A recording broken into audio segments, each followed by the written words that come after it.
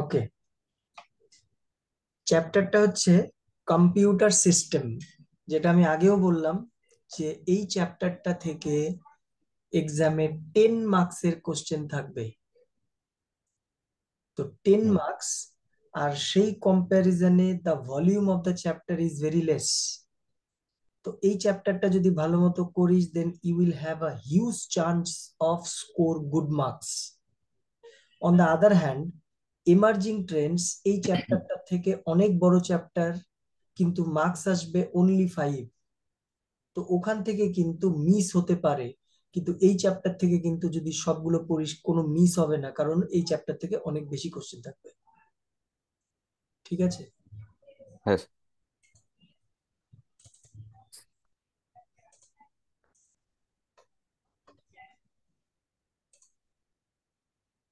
ওকে, তাহলে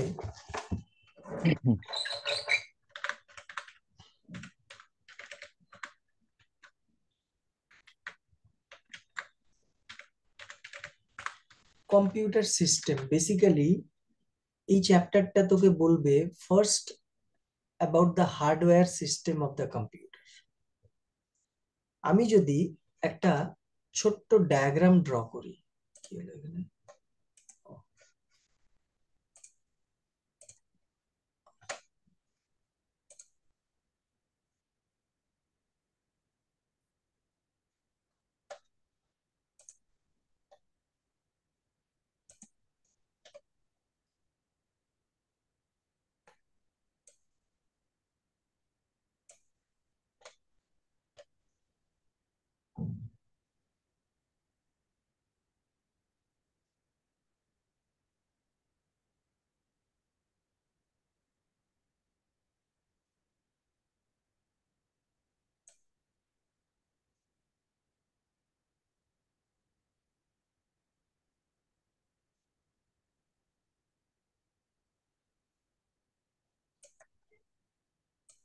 ডায়াগ্রামটা ড্র কর।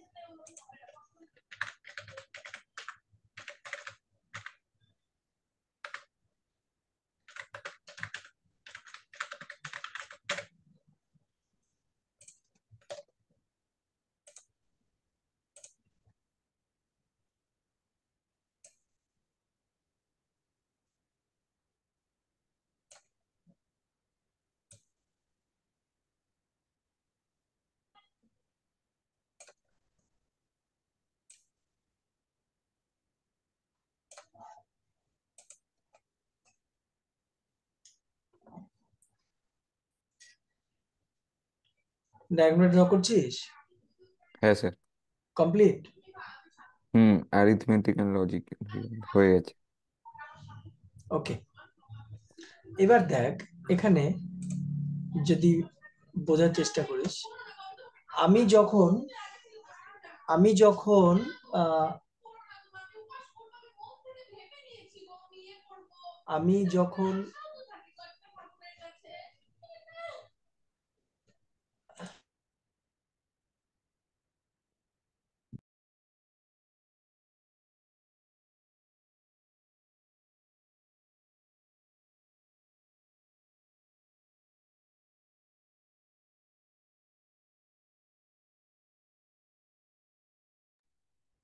আচ্ছা, এখানে ইনপুট ডিভাইস থেকে আমি যখন কিছু ইনপুট করি, সেটা ফার্স্ট গিয়ে ঢোকে প্রাইমারি মেমোরিতে, মানে ওটা গিয়ে ঢোকে র্যামে।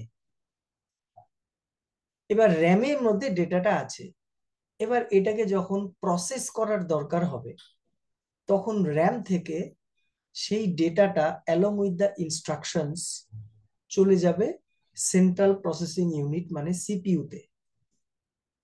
প্রসেস কমপ্লিট হয়ে গেলে সেটা আবার process data will come back again into RAM.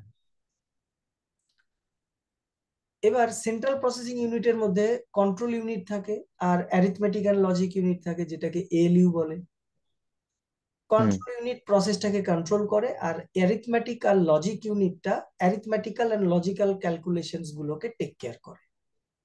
হুম এবার ওখানে দেখ অ্যারোটা দুদিকেই আছে, মানে মেইন মেমরি থেকে ডেটাটা মানে র ডেটাটা যাচ্ছে আর প্রসেস ডেটা বাপস আসছে, সেই জন্য অ্যারোটা দুদিকেই আছে। হুম এইবার প্রাইমারি মেমোরিতে যখন আমার ডেটাটা থাকলো, প্রসেস হয়ে গেল, রেজাল্ট পেয়ে গেলাম, এবার আমার রেজাল্টটাকে ডিসপ্লে করার দরকার হতে পারে বা প্রিন্ট করার দরকার হতে পারে, তার মানে ওখান থেকে আমি আউটপুট ডিভাইসে পাঠিয়ে দেবো। সেই জন্য ওখান থেকে চলে গেল আউটপুট ডিভাইসে। এবার আউটপুট ডিভাইসের যে অ্যারোটা সেটা দেখ একদিকেই আছে, কারণ আউটপুট ডিভাইস থেকে রিটার্ন করে আর র্যামে আসবে না। আর হুম মেইন মেমোরিতে বা র্যামে যখন রেজাল্টটা আমি পেলাম বা ডেটাটা আমার আছে, এবার আমার যদি ফিউচারে সেই ডেটাটাকে আমার দরকার হয়, দেন আমাকে কি করতে হবে? পার্মানেন্টলি স্টোর করতে হবে। পার্মানেন্টলি স্টোর হুম করার জন্য I have to send the data to the secondary memory. Secondary memory মানে কম্পিউটারের যেটা number one secondary memory, that is hard disk. তাহলে হার্ড হুম ডিস্কে কে ঢুকবে? এবার হার্ড ডিস্কের থেকে যদি আবার কোনো আগের সেভ করা ফাইল বা ডেটা যদি আমাকে ওপেন করতে হয়, তাহলে সেকেন্ডারি মেমোরি থেকে ডেটাটা যাবে র্যামে, র্যামে গিয়ে ডেটাটা ওপেন হয়। হার্ড ডিস্কে বা সেকেন্ডারি মেমোরিতে ডেটা ওপেন হয় না, ডেটাটা গিয়ে ওপেন হবে কোথায়? র্যামে বা প্রাইমারি মেমোরিতে। তো সেই জন্য দেখ, primary memory to secondary memory data আর যে অ্যারোটা আছে, সেই অ্যারোটাও হুম দেখ বোথ সাইডে আছে। ঠিক আছে? হ্যাঁ বেসিক্যালি একটা মোটামুটি জেনারেল একটা ডায়াগ্রাম হাউ কম্পিউটার ওয়ার্কস। এখন ইনপুট যদি আমি বলি, তাহলে ইনপুটের মধ্যে আমার ইনপুট করার জন্য যে ডিভাইসগুলো থাকে সেগুলোকে বলে ইনপুট ডিভাইসেস। এখন অনেক ইনপুট ডিভাইস আছে। আমাদের কাছে স্ট্যান্ডার্ড ইনপুট ডিভাইস হচ্ছে কিবোর্ড, যেটা আমরা সবাই জানি। হুম নাম্বার টু হচ্ছে মাউস, এটাও কমন খুব, আমরা সবাই জানি। Number three mic. মাইক মানেটা কি? মাইক্রোফোন।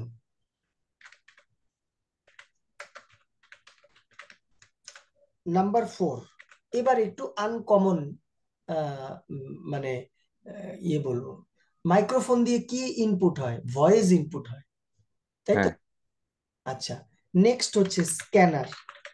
স্ক্যানার একটা ইনপুট ডিভাইস। হুম তারপরে ইনপুট ডিভাইস আছে বিসিআর। বিসিআর এর ফুল ফর্ম হচ্ছে bar code, sorry, code reader.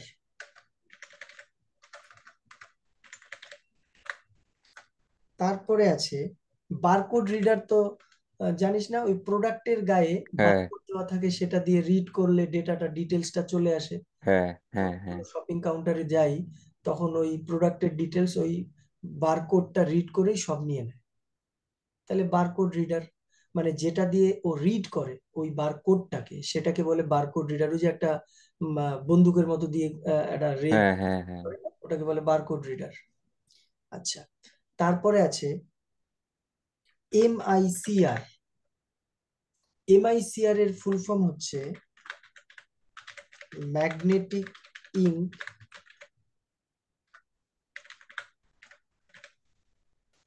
Magnetic ink character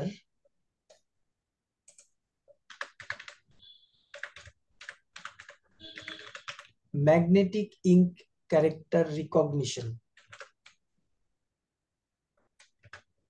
number 7। আচ্ছা, এবার ম্যাগনেটিক ইঙ্ক ক্যারেক্টার রিকগনিশন, এটা এমআইসিআর কোথায় ইউজ হয়?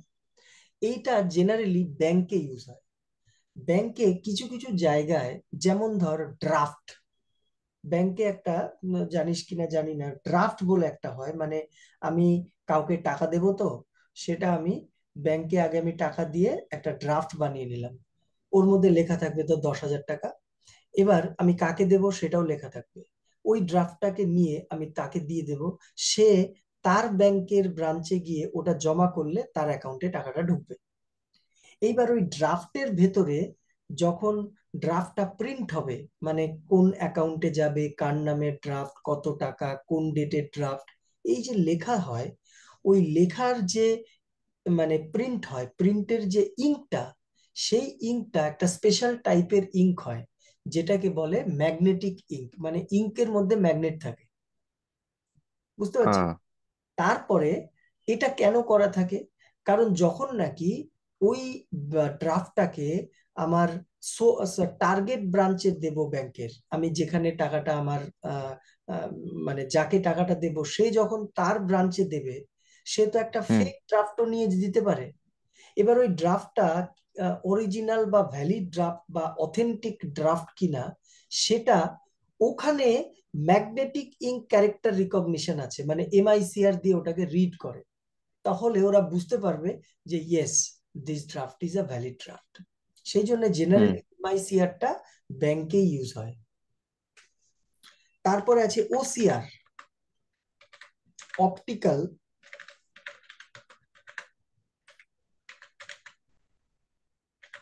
ক্যারেক্টার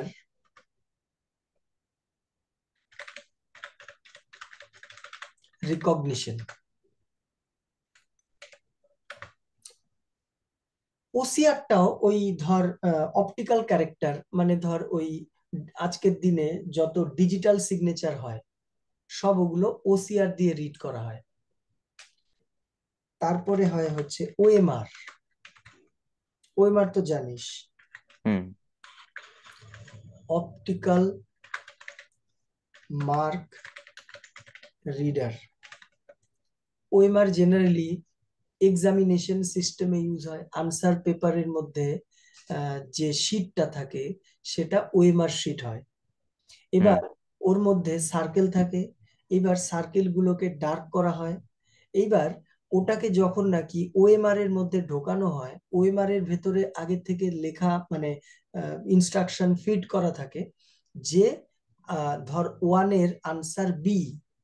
এবার যখন ও ওটাকে রিড করবে, তখন ও ওয়ানের ডার্ক করা আছে ধর সি, তাহলে ওর আনসার দেওয়া আছে বি, কিন্তু ডার্ক করাটাকে ও আইডেন্টিফাই করে ফেলতে পারবে। অপটিক্যাল মার্ক, ওই অপটিক্যাল মার্কটাকে ও আইডেন্টিফাই করতে পারবে। তো হুম যখনই দেখবে আরে আমার কাছে আনসার আছে বি, আমি এখানে দেখছি সি, তার মানে it is not matching, that is it is wrong. হুম আর ম্যাচ করে গেলে কারেক্ট, সেইভাবে করে মার্কস জেনারেট হয়। তাহলে OMR is optical mark reader. Input device yes, আরো আছে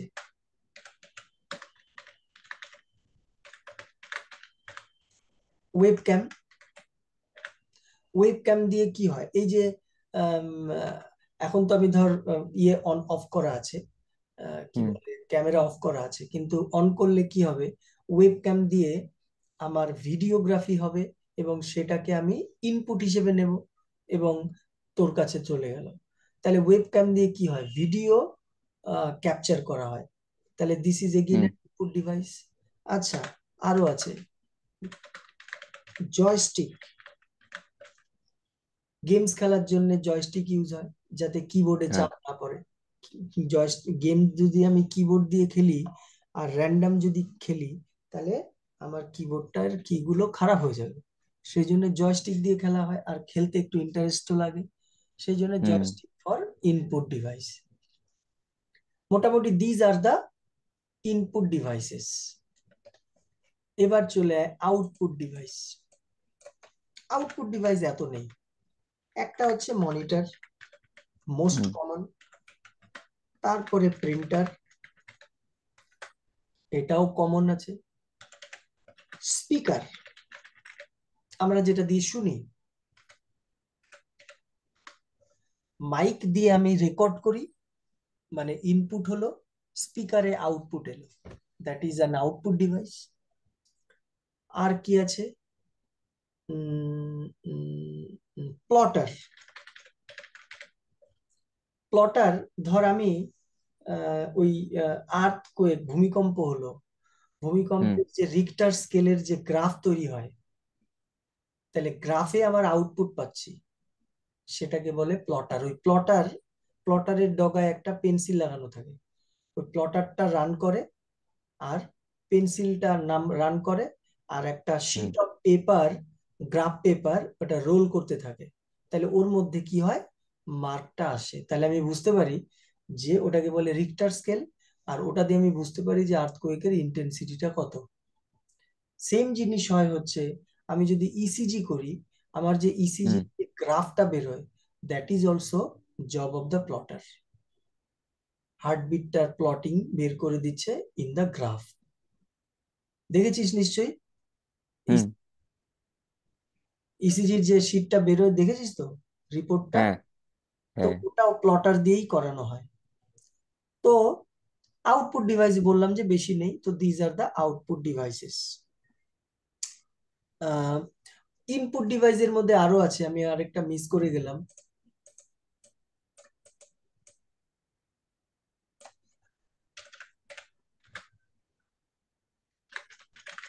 লাইট পেন, এটাকে অ্যাড করে দে।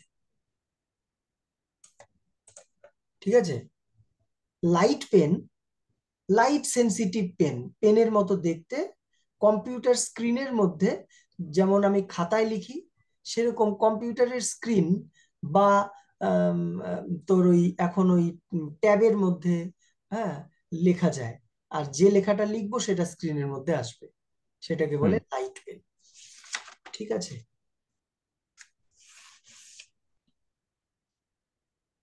এবার এখানে আরেকটা জিনিস অ্যাড কর। এই সেন্ট্রাল প্রসেসিং ইউনিটের মধ্যে আমি মিস করে গেছি।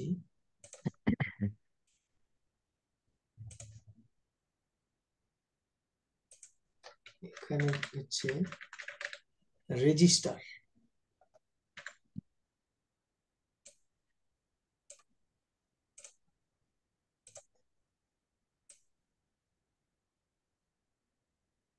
ঠিক আছে, এগুলো সব হ্যাঁ সিপিইউ এর পার্ট হলো। তাহলে আমি অলরেডি বলেছি কন্ট্রোল ইউনিট কি করে। কন্ট্রোল ইউনিট হুম হচ্ছে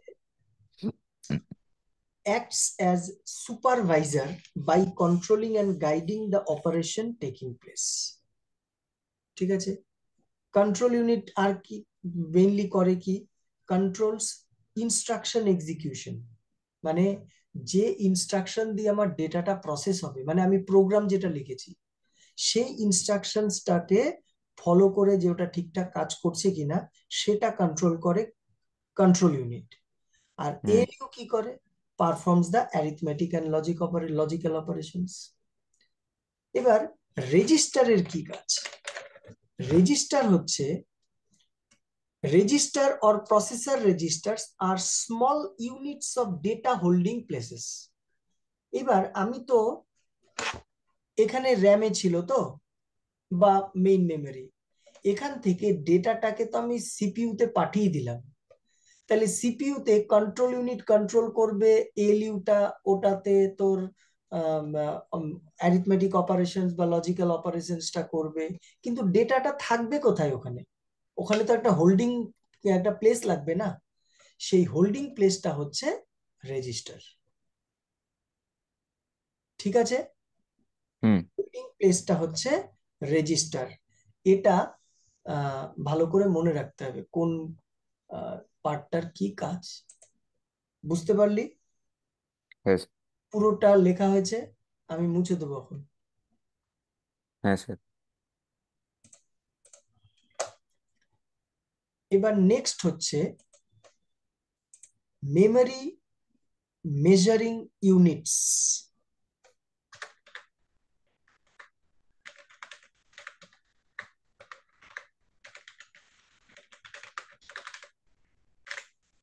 মেমরি মেজারিং ইউনিটস যেমন আমরা পড়ি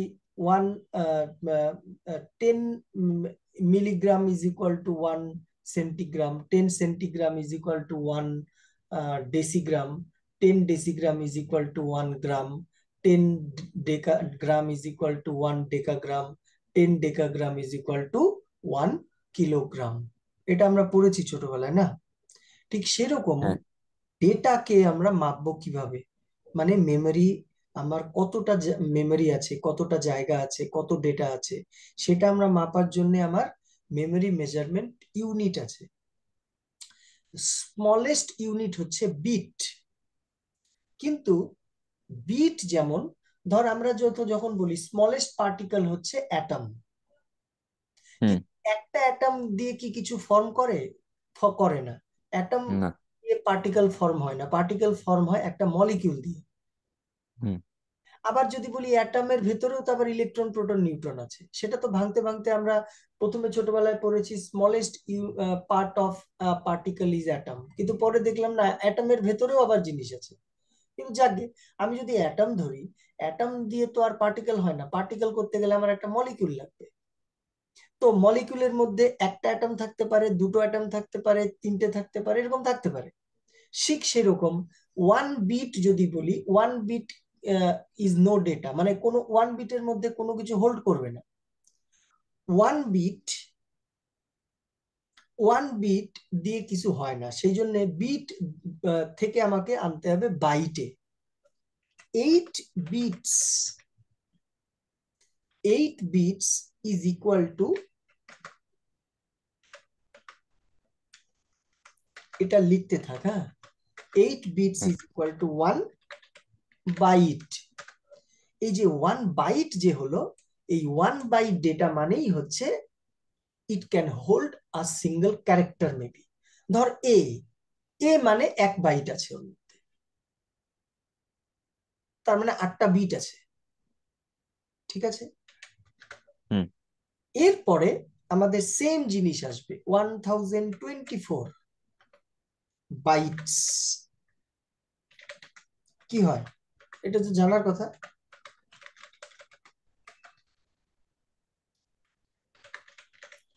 1 কিলোবাইট, হ্যাঁ হুম 1024 KB is equal to 1 megabyte। 1024 megabyte is equal to 1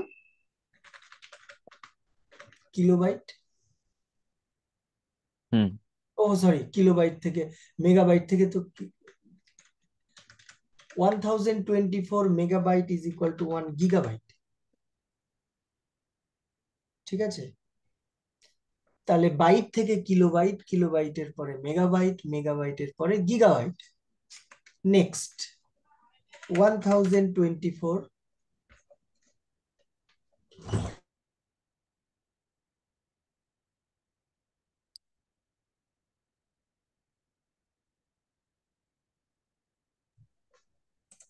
1024 gigabyte will form 1 terabyte।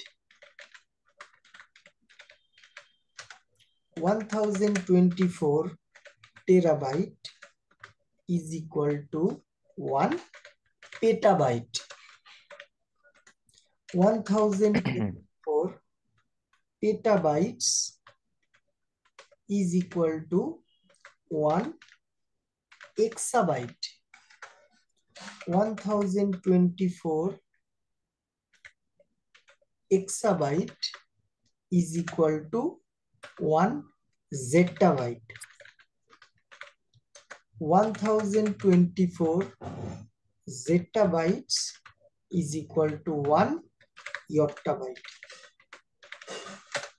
এইটাকে পুরো মুখস্থ করতে হবে, ঠিক আছে?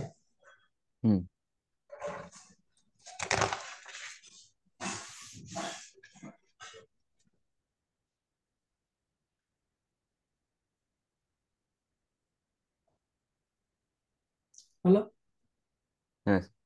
এবার লিখেছিস তো, মুছে দেবো? হ্যাঁ।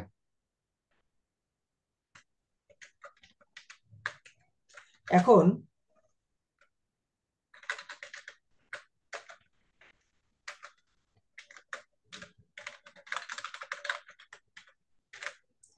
Main memory parts.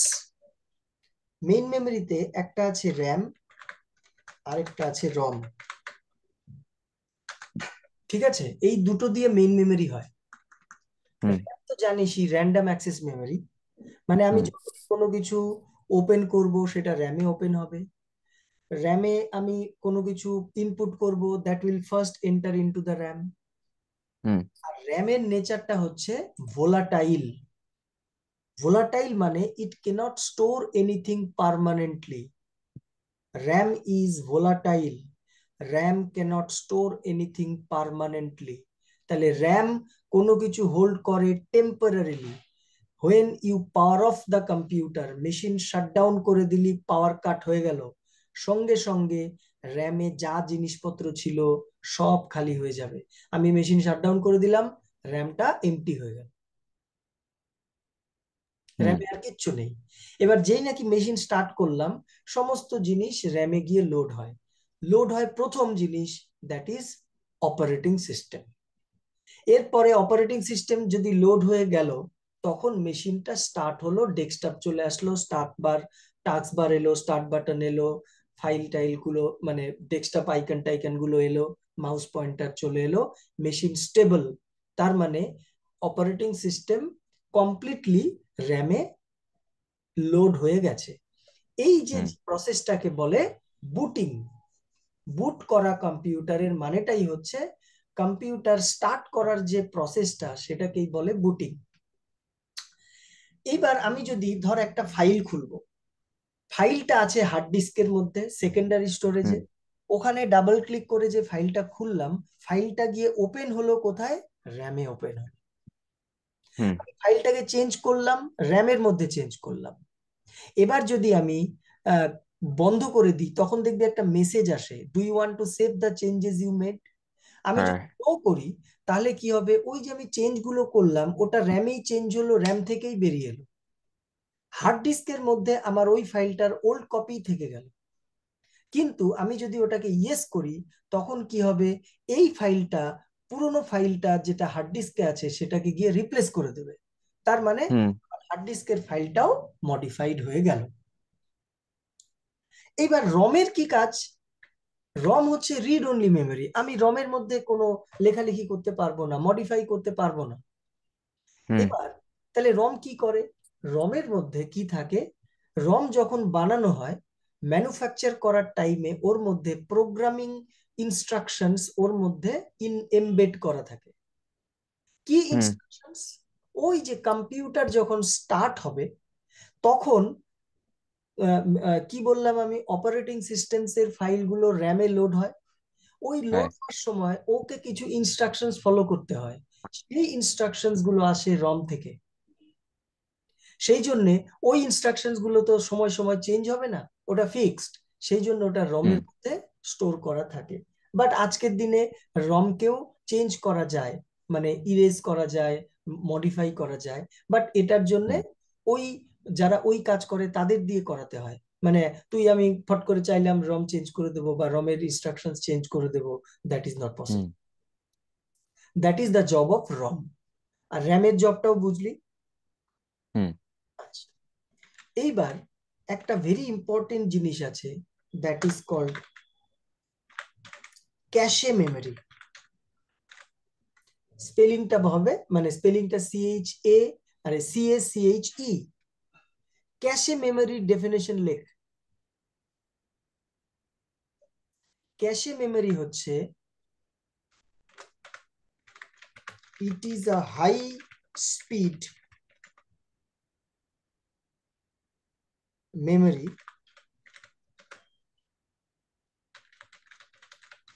available inside CPU। Cache মেমোরিটা CPU এর মধ্যে থাকে হুম in order to speed up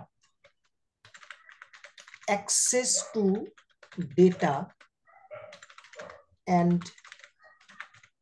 instructions stored in RAM। লেখ, ডেফিনেশনটা লেখ, তারপর বলছি।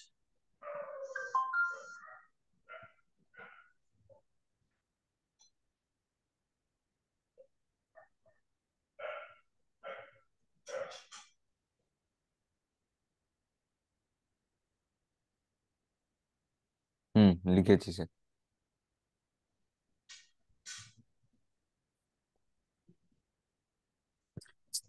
আচ্ছা, এই যে মাত্র বললাম র্যাম থেকে সিপিইউ তে ডেটা ইনস্ট্রাকশনস গুলো যায় ফর প্রসেস, কিন্তু হুম এই যে র্যাম থেকে সিপিইউ তে যাওয়ার সময় র্যামের মধ্যে, সিপিইউর মধ্যে আগের ডেটা প্রসেসিং চলছে, আবার যদি র্যাম থেকে আরো ডেটা আরো ইনস্ট্রাকশন যায় তাহলে সিপিইউর মধ্যে ভিড় হয়ে যাবে না। সেই হুম জন্য সিপিইউর ভেতরে ক্যাশে বলে একটা এক্সট্রা মেমরি থাকে, যেটা নাকি র্যাম থেকে সিপিইউ তে ডেটা অ্যান্ড ইনস্ট্রাকশনস যে যাচ্ছে সেটাকে স্পিড আপ করার জন্য ক্যাশে মেমোরিটা লাগে। In that sense cache memory is very very important and valuable, অনেক দামি হয় ক্যাশে মেমোরি। হুম ঠিক আছে, আজকে এটুকুই হুম থাক, অনেক রাত হয়ে গেছে, 11টা বাজে। আরেক দিন, একদিন লাগবে এই চ্যাপ্টারটা করতে। ঠিক আছে, দেখি। হ্যাঁ, আজকে কি বার? আজকে হচ্ছে আজকে টিউসডে। টিউসডে, তো দেখি 2-1 দিনের মধ্যে একটা ক্লাস করাবো। ঠিক আছে। ঠিক আছে। হ্যাঁ, ঠিক আছে, থ্যাংক ইউ স্যার। ওকে, চলো, গুড নাইট।